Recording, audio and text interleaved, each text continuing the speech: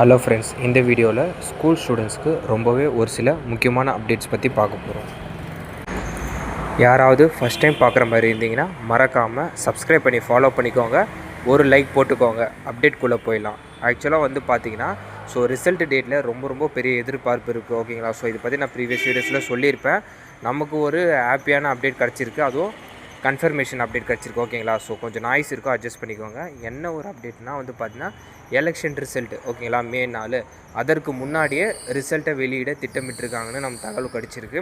அதுவும் 10th 12th 2 பேருக்குமே வந்து ரிசல்ட்டை வெளியிட திட்டமிட்டிருக்காங்கன்னு கிடச்சிருக்கு.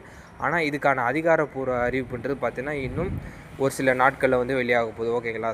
மேபி இன்னும் ஒரு 1 or 2 டேஸ்க்குள்ளே இதுக்கான அதிகாரப்பூர்வ அறிவிப்புன்றது பள்ளி கல்வித்துறை செயலுன்னு நம்ம எதிர்பார்க்கலாம்.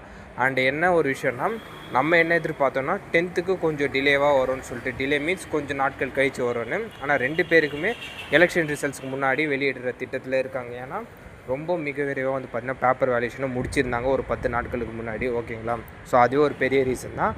அண்ட் அது மட்டும் இல்லாமல் பாசிங் பர்சன்டேஜ்ன்றது இதுக்கு முன்னாடி இருக்க ஆண்டுகளை விட கொஞ்சம் அதிகமாக வரணும்னு சொல்லிட்டு நமக்கு தகவல் கிடச்சிருக்கு.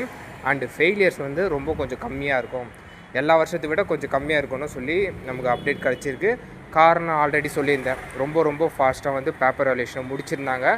அது மட்டும் இல்லாமல் வந்து பார்த்திங்கன்னா வேல்யூஷன் ரொம்ப லிபரலாக நடந்துச்சு.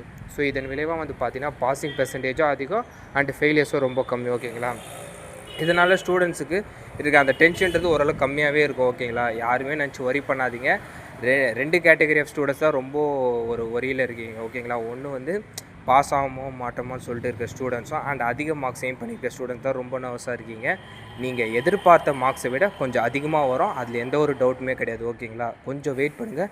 ரிசல்ட் டேட்டுக்கான அதிகாரப்பூர்வ அறிவிப்பு இன்னும் கொஞ்சம் நாட்களில் வெளியாட உடனே நான் உங்களுக்கு அப்டேட் பண்ணிடுறேன்.